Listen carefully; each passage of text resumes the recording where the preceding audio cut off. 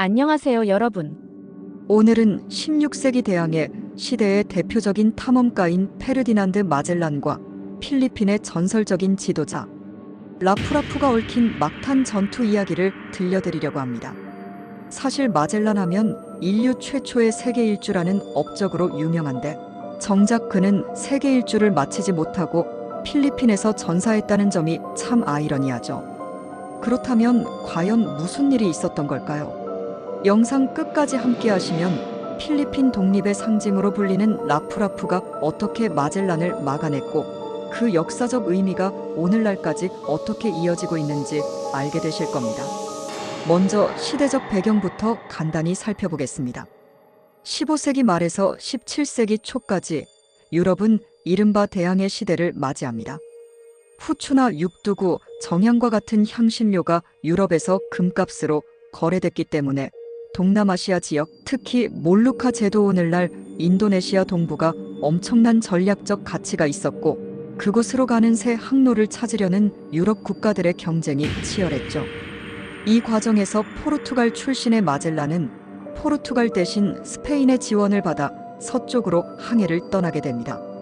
1519년 5척의 배와 약 270명의 선원을 이끌고 스페인을 출발한 마젤란의 목표는 남아메리카 남단을 돌아 태평양을 횡단하여 몰루카 제도로 가는 무역로를 개척하고 동시에 지구가 둥글다는 사실을 항해로 증명해 보이는 것이었습니다. 그러나 항해는 생각보다 훨씬 더 험난했습니다. 남아메리카 남단에 있는 마젤란 해협을 통과하는데도 어려움이 컸고 태평양을 건너는 과정에서 식량 부족과 괴열병으로 많은 선원이 사망했습니다. 그래도 마젤란과 그의 함대는 1521년 3월경 지금의 필리핀 근처에 도달하게 되죠. 그들이 상륙한 곳은 호말론 서마메네이치오엔 아일랜드였는데 이때 마젤란은 현지 원주민과 처음으로 접촉하며 자신을 스페인 국왕의 대리인으로 소개하고 기독교를 전파하기 시작합니다. 특히 세부 지역의 추장 후마보나 레이제이에이에이치에이치유엠에이비오엔과 동맹을 맺게 된 것은 중요한 전환점이었습니다. 후마본이 스페인 왕실의 충성을 맹세하고 기독교로 개종했을 때 마젤란은 선물과 군사적 지원을 약속하며 필리핀에서 일종의 교두보를 마련하게 됩니다. 하지만 모든 부족이 마젤란을 받아들인 것은 아니었습니다. 막탄 썸먹텐 아일랜드를 다스리는 지도자 라프라프의 레이피유-레이피유는 외세 지배를 거부했고 이로써 갈등이 본격화되었습니다. 마젤란은 후마본과 힘을 합쳐 라프라프를 굴복시키려 했는데 결국 1521년 4월 27일 역사적인 막탄 전투가 벌어집니다.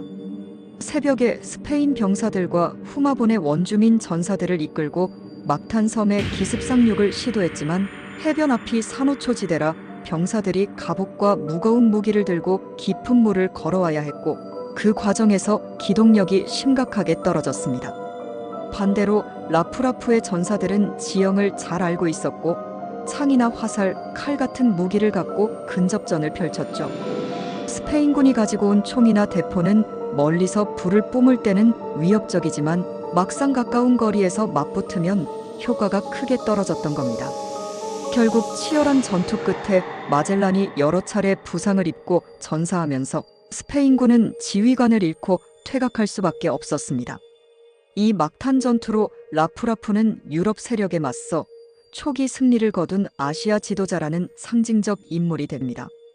마젤란이 죽으면서 일시적으로 스페인의 필리핀 정복은 주춤하는 듯 했지만 사실 스페인은 필리핀을 완전히 포기하지 않았습니다. 훗날 1565년에 미겔 로페스 데 레가스피 미겔 엘페즈 디에리 주에이지 피아이가 다시 필리핀을 침공해 마닐라를 점령하고 무려 333년에 이르는 스페인 식민시대가 열리게 되죠.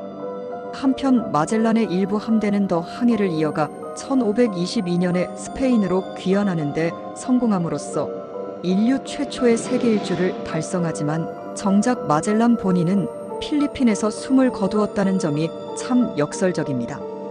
그렇다면 라프라프는 어떻게 기억되었을까요? 필리핀에서는 막탄 전투를 외세에 맞선 자주 의지의 시초로 보고 라프라프를 필리핀 최초의 독립 영웅이라 부릅니다.